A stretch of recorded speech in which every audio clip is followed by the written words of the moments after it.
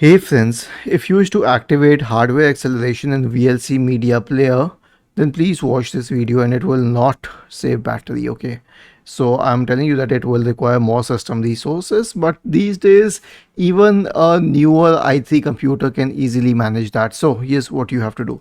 Search for VLC, open VLC, click on Tools, select Preferences, go to input codecs, and there's an option called as hardware accelerated decoding. You have to change it to automatic and then click on save.